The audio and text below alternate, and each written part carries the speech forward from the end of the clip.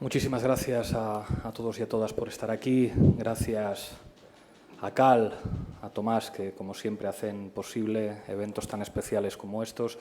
Muchísimas gracias a Irene por la presentación y el desafío. Desconocía buena parte de las cosas que iba a plantear y eso complica mi exposición porque creo que hay que hacer frente a muchos de los retos que plantea y muchísimas gracias a Álvaro García Linera por estar aquí. Es un honor enorme poder debatir de un tema como este. Un tema que es innegablemente peligroso, porque claro, no estamos debatiendo de la Revolución Rusa, un grupo de académicos, de especialistas en ciencias sociales, más o menos de izquierdas, pero que en última instancia tengan un interés intelectual en lo que muchos historiadores reconocen como el acontecimiento fundante del siglo XX. No es así.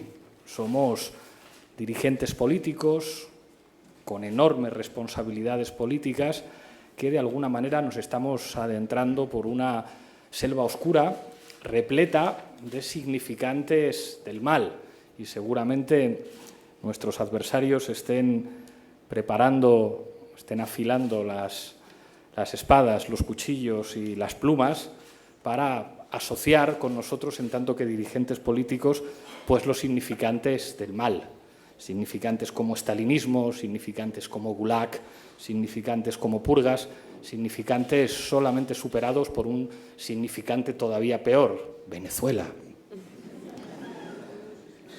Y claro, luego uno no puede ir a reclamar con argumentos hermenéuticos el que a uno le saquen un titular de Iglesias quiere para España la Rusia de Stalin. Los de Podemos construirán un gran gulag en Cantabria. Esto siempre es arriesgado. Hasta tal punto, el otro día Luis María Ansón, una figura egregia del periodismo conservador en España, me dedicaba un artículo absolutamente elogioso que me sorprendió, en el que me definía como un profesor prestigioso. Esto es toda una novedad en España, que digan algo de esto, algo como esto de nosotros, digamos, los periodistas de derechas. Pero claro, en un momento determinado decía lo fundamental. Decía, pero encarna el comunismo del siglo XXI. Es decir, mucho cuidado, los fusiles cargados y apuntando, que por muy listos que sean, por muy bien que hablen, por mucho prestigio que puedan tener, encarnan el mal. Y esto es curioso. Tratándose de nosotros no somos una organización heredera de la Revolución de Octubre, nosotros somos una organización heredera del 15M. Hay otros, todos los partidos comunistas son partidos herederos de la Revolución de Octubre, nosotros no. Y sin embargo, planea, digamos, esa especie de miedo que algunos siguen manteniendo por ese significado simbólico de la Revolución de Octubre. ¿Y por qué me presto yo a algo tan arriesgado? Algo que muchos responsables dirían, podrías meterte en estas cosas cuando dejaras la política, porque es enormemente arriesgado que uno juegue a aventuras intelectuales cuando lo que uno dice no se valora en esos términos. Bueno, pues poder tener ese diálogo con Álvaro García Linera era un caramelo irresistible, era difícil resistirse a esa oportunidad, porque Álvaro no solamente es el vicepresidente de un país, al mismo tiempo es un intelectual, probablemente uno de los intelectuales más relevantes de América Latina, y además tiene un tipo de pasión intelectual y militante que utiliza peligrosamente para describir lo real y para describir la política. Y además, esto es un secreto, que se apaguen las cámaras, es leninista. ¿Qué significa esto? Es más una cuestión metodológica que simbólica. Reconoce que hay momentos en los que la política, de alguna manera, se desviste de los elegantes ropajes de la hegemonía y se muestra desnuda, completamente desnuda. Y en ese momento, Lenin, Maquiavelo, Carl Schmitt y Max Weber hablan entre ellos en alemán. Y esos momentos de la política desnuda existen, no tienen buena prensa y seguramente revelan una de las aportaciones metodológicas del leninismo y de su obra fundamental, que es la Revolución Bolchevique, a la ciencia política. Ahora me extenderé sobre esto. El libro es una joya, una verdadera joya. Conozco a los autores, a uno personalmente y a otro le había leído antes. Juan Andrade es un historiador de mi edad, compartimos militancia bolchevique hace muchos, muchos años y tiene un libro que es una maravilla, que es su tesis doctoral, que es un análisis sobre los discursos del Partido Comunista y el Partido Socialista sobre la transición española, que a mi juicio es una de las mejores cosas que se ha escrito sobre historia política de la transición. Y a Fernando Hernández le conocí porque mi padre leyó un libro suyo antes de que se editara, en la editorial Raíces. Mi padre recomendó al editor que lo sacaran. Un libro fascinante que se llama Comunistas sin partido, que es un libro sobre una figura enormemente controvertida de la historia del comunismo español, de Jesús Hernández. Algunos de ustedes le conocerán por un famoso libro que escribió, Yo fui ministro de Stalin, y es un libro enormemente interesante. El libro, ya les digo que es una maravilla, trata una pluralidad de temáticas. A mí me han seducido en particular las que tienen que ver con la recepción de la Revolución Rusa en España, con la recepción de la Revolución Rusa en nuestro país. Recuerdo que cuando llegué a la Facultad de Políticas, preparé con mi padre, me ayudó mi padre a hacer un trabajo sobre la recepción de la Revolución Rusa en España, y recuerdo que el profesor Javier Moreno Luzón, que se ha consolidado como uno de los historiadores vivos más importantes de este país, me decía: el trabajo está muy bien, y me dio matrícula de honor, pero se te notan los anteojos de la militancia. Y esto me sorprendía porque era como, claro, al anticomunismo nunca le dicen que se le notan los anteojos de la militancia anticomunista. Lo de los anteojos parece que se nos nota a cualquiera que no digamos lo que dicen el resto de militantes de las ciencias sociales. Y en esa investigación, que después, estudiando aquí, he ampliado muchísimo, es fascinante cómo se recibe en este país, y es fascinante en particular el papel de los anarquistas. Los anarquistas en España reciben, como revolucionarios que son, con verdadero entusiasmo la revolución bolchevique, hasta el punto de que se afilian a la Tercera Internacional de Lenin. Recuerdo que Javier Moreno Luzón me regañaba porque yo describía con simpatía a los anarquistas, así como un personaje siniestro a Martínez Anido, que era un torturador. Bueno, pues llamar siniestro a un torturador, yo creo que no son anteojos, era decir la verdad. Y en el libro hay, digamos, información enormemente valiosa, el papel de los socialistas españoles, que eran enormemente aliadófilos, el papel de los republicanos en general, que veían con desconfianza la Revolución de Octubre, y el papel de los anarquistas, que paradójicamente, a pesar de ser antiautoritarios y de convertirse después en una de las expresiones del anticomunismo de izquierdas más feroces, recibían, como revolucionarios que eran, con enorme alborozo los acontecimientos de octubre en Rusia. Creo que hay que felicitar a los compiladores. Han hecho un libro magnífico y recomiendo a todo el mundo, en especial a los jóvenes, que se hagan con él. No se puede entender el siglo XX y el breve siglo XXI que llevamos sin entender algunas claves de la Revolución Rusa. La idea que traigo hoy yo aquí tiene que ver con una reflexión de Juan Andrade y con una de las tesis de Álvaro García Linera en su artículo, en este libro, en su capítulo.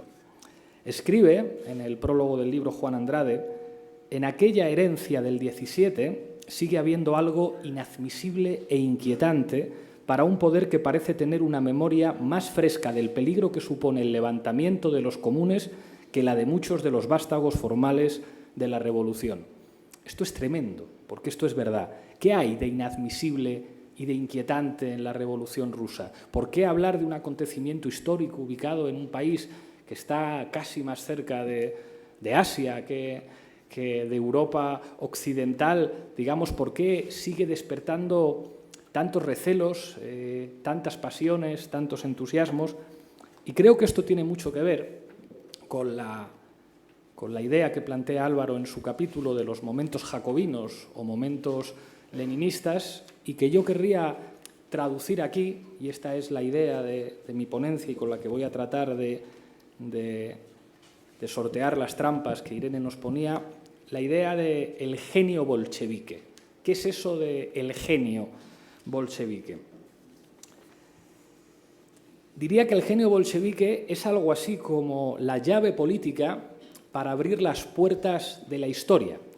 Esto es algo que va mucho más allá de la propia Revolución de Octubre, que va mucho más allá de la experiencia soviética, de sus avances y de sus crímenes innegables, que va más allá de la historia de los países socialistas, que va más allá de la historia de las revoluciones y de los partidos comunistas, de lo que significa el maoísmo en Asia, de lo que significa el maoísmo en América Latina, de lo que significa en América Latina la revolución cubana, de lo que significan las heterodoxias en el movimiento comunista, incluso que va mucho más allá de una cosa que Josep Fontana en este libro llama, digamos, el estado del bienestar defensivo, señalando una obviedad histórica, que buena parte de las claves para entender la construcción de los estados del bienestar en Europa occidental tenía que ver con el miedo al rojo, tenía que ver con no dar ninguna razón a los trabajadores y a las clases populares de los países occidentales para tratar de saltar el muro. Pues bien,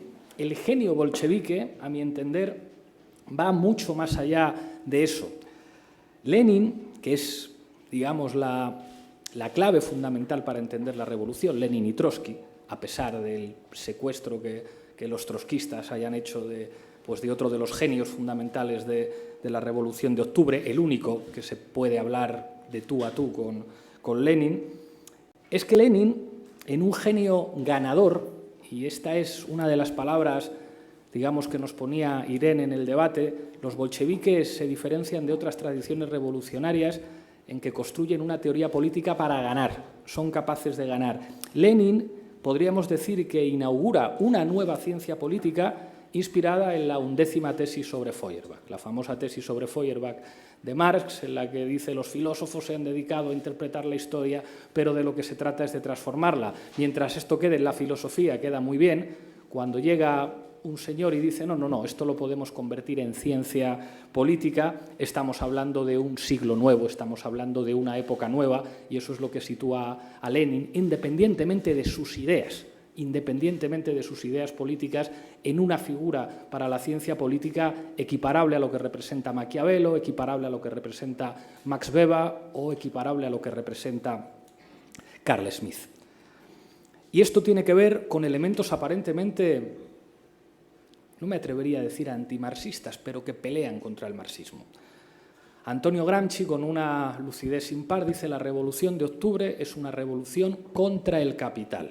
Es una revolución contra lo que había dicho Marx, es una revolución contra el marxismo en tanto que dispositivo de análisis de la historia, que había llegado a la conclusión de que la revolución solamente era posible allí donde las fuerzas productivas habían alcanzado un nivel altísimo de desarrollo y donde los niveles de organización de la clase trabajadora eran más altos a través de sindicatos y a través de formas de organización políticas de democracia burguesa, como Alemania, como Inglaterra, y Marx podía añadir Francia, porque Francia es siempre Francia. Era algo que se enfrentaba al capital, que la primera revolución proletaria se produjese en un país de base fundamentalmente agraria, con estructuras pseudo-feudales, con una clase obrera claramente minoritaria en relación al campesinado y con una estructura política no democrática, como era el caso de la Rusia zarista. Esto tiene que ver, de alguna forma, con una demostración politológica de Lenin, la autonomía de la política. La política puede ganar a la historia. La política, en una pelea contra la historia, puede ganar. Y eso es una lección que no solamente es una lección para marxistas, es una lección para cualquiera que haga política. Por eso, los teóricos de la política más conservadores, aunque sea a escondidas y con una capucha, leen en ratos de soledad a Lenin, porque es una de las claves fundamentales para explicar las posibilidades de la política. El genio bolchevique es, digamos, lo que significa la eficacia y la flexibilidad en política. Y esto es una tarea que si tenemos en cuenta que procede de un representante de las clases subalternas, es de una inmensidad moral sin par. Es construir una ciencia política para los de abajo más potente que la ciencia política para los de arriba.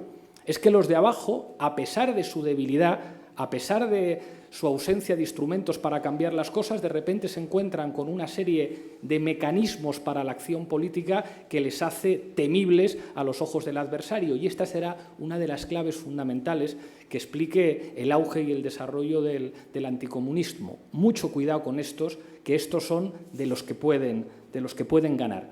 Y esto es algo que va más allá, digamos, de un elemento ulterior y difícilmente explorable, que es la construcción del socialismo, que es algo que tiene que ver mucho menos de lo que parece con el genio de Lenin. Lenin es un genio de, digamos, la conquista del poder cuando el poder está por los suelos, es un genio de la conquista del poder político. La construcción del socialismo sigue siendo un enorme misterio sobre el que no hay una teoría válida y verificable, y al final, porque este desafío también lo ha puesto encima de la mesa Irene, me detendré un poquito en eso.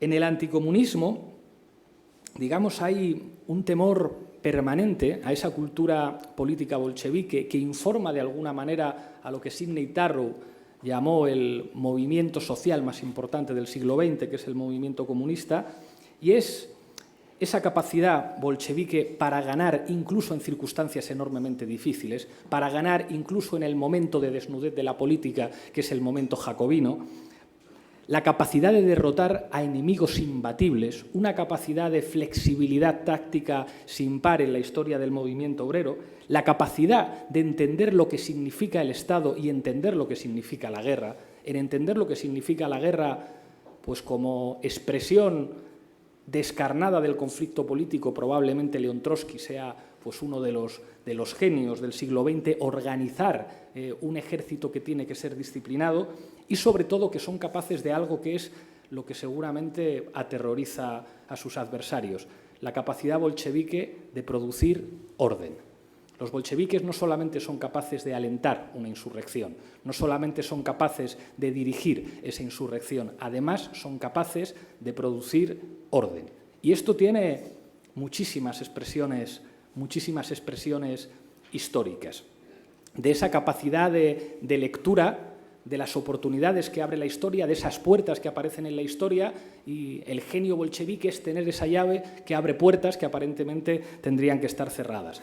El ejemplo histórico paradigmático es la propia Revolución Rusa, donde uno se encuentra cosas fascinantes como la NEP, la nueva política económica, algo aparentemente de derechas, mantener sistemas de propiedad privada en el campo que, sin embargo, era imprescindible. O uno se encuentra lo que representa la propia organización disciplinada del Ejército Rojo, o lo que implica enfrentarse simultáneamente a enemigos enormemente poderosos. Pero pensemos también en lo que significa el anticomunismo en la Guerra Civil Española.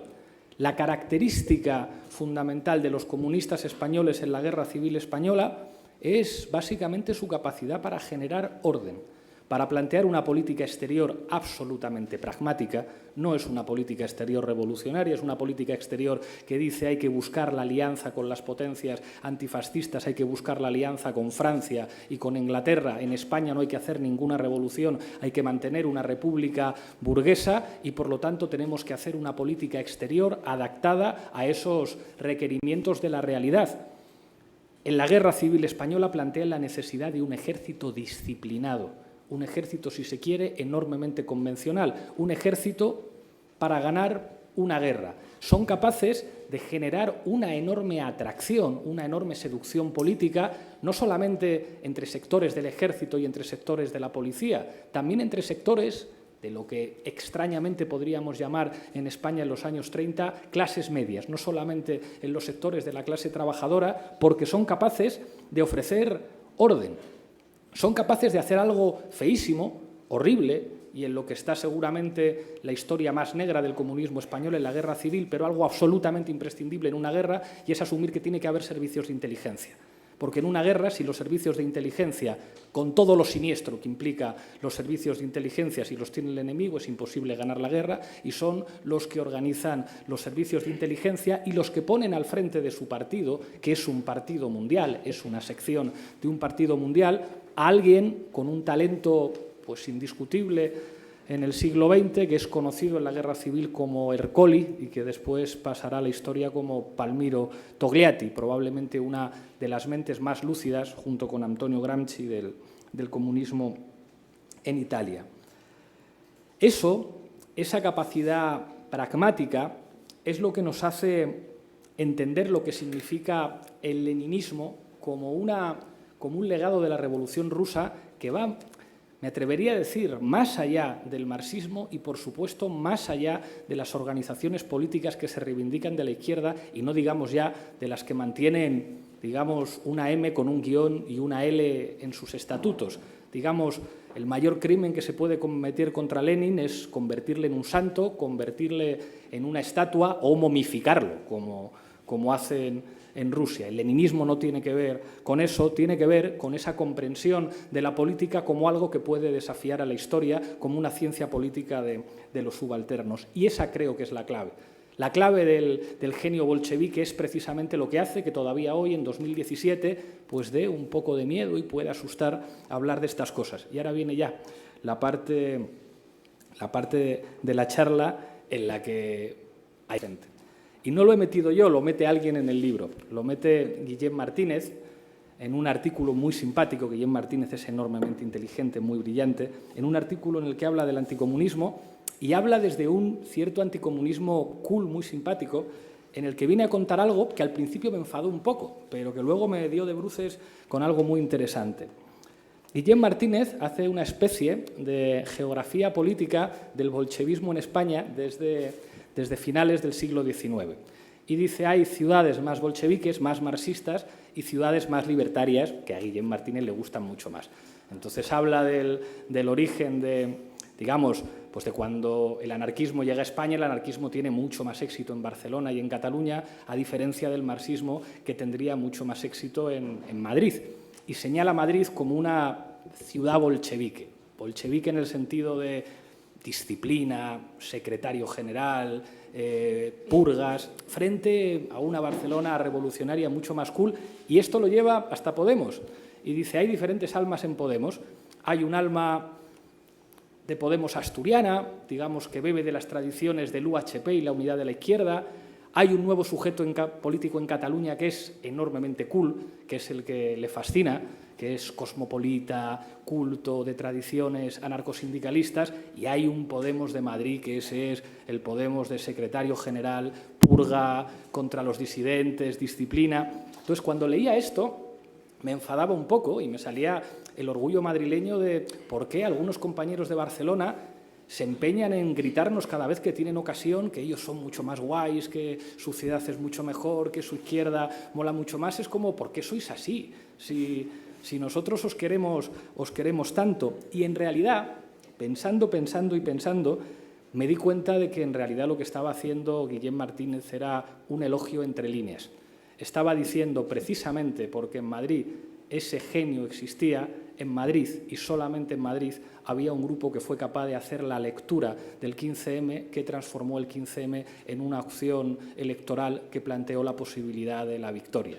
Y hay que darle las gracias porque en algo que tenía una enorme apariencia de crítica, lo que había en el fondo era pues el mayor elogio que se nos podría hacer a los militantes de esta ciudad. Hay una anécdota que sirve para no solo complementar, sino, digamos, para asentar esta interpretación no autorizada del texto de Guillem Martínez, que es una cosa que me pasó con Jaume Asens, que es el segundo teniente de alcalde de la ciudad de Barcelona, allá yo creo que debía ser noviembre del año 2013 o diciembre del año 2013, cuando Podemos era un proyecto que teníamos en la cabeza.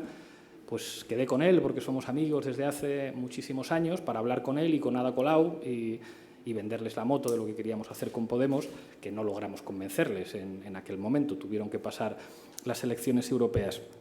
Y recuerdo que Jaume me contaba, que él explicaba a Ada y a sus compañeros, decía, pero es que lo está proponiendo Pablo. Ojo, que estos de Madrid son muy bolcheviques y que cuando proponen algo les suele salir, que no es como nosotros, que estos cuando proponen algo se lo toman en serio y puede salir. Jaume Asens puede confirmar esta conversación.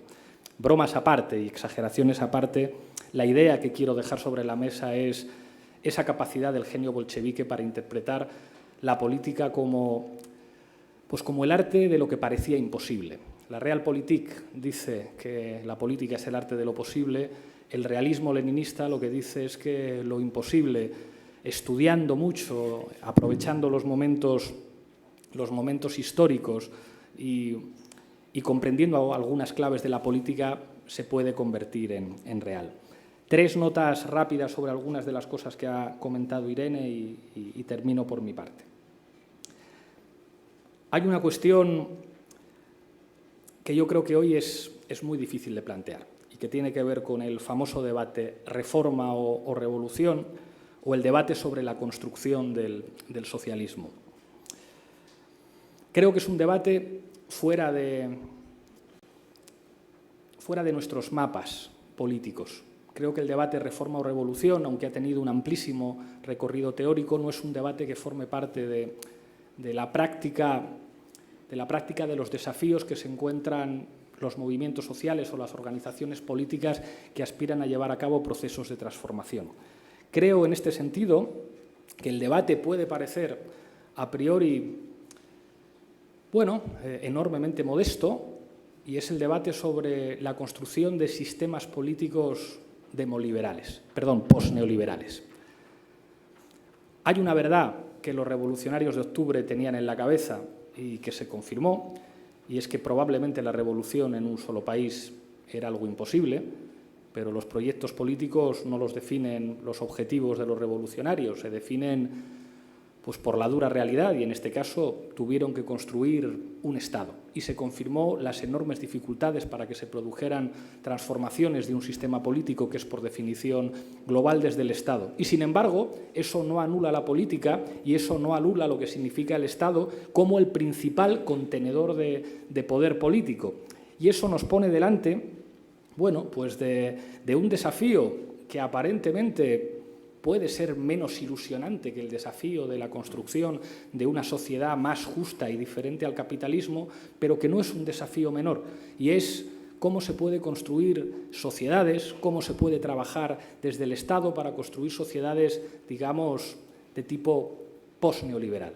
Sociedades en las que la economía de mercado va a seguir existiendo, pero en la que puede existir un control público de los sectores estratégicos, sociedades en las que los derechos sociales se pueden garantizar junto a los derechos humanos, sociedades en las que el estado del bienestar no sea retórica gubernamental, sino que se traduzca en derechos efectivos que la gente pueda disfrutar, y sociedades, en última instancia, donde la igualdad y donde las políticas públicas que favorezcan, digamos, la dignidad de los sectores subalternos pueda ser una realidad. Es verdad que estos debates no son tan eróticos, si se quieren, como el debate sobre la reforma o la revolución y el debate sobre la construcción del socialismo, pero es probable que sea el debate más pertinente a la hora de asumir la dificilísima tarea de cambiar algunas cosas desde las instituciones administrativas, asumiendo además que, a pesar de eso, el momento jacobino nunca desaparece. El momento jacobino no es algo previo o definitorio de una revolución socialista. El momento jacobino es un momento definitorio de la política, y ese momento puede aparecer en diferentes coyunturas o en diferentes contextos. Álvaro lo explica muy bien en su capítulo. El momento jacobino puede tener una expresión diferente en Venezuela, en Chile, en Bolivia, y es el momento de la desnudez de la política. Y aún así, los desafíos se siguen planteando, incluso constreñidos en realidades supranacionales, que los bolcheviques siempre vieron como la clave del problema, que condicionan toda actividad política. En esa lucha desigual, en ese proceso tan difícil y tan complejo, y con esto acabo, creo que el genio bolchevique es el mejor legado que hemos recibido de la Revolución de Octubre para trabajar en favor en favor de los más, en favor de las mayorías, en favor de los de abajo. Muchísimas gracias.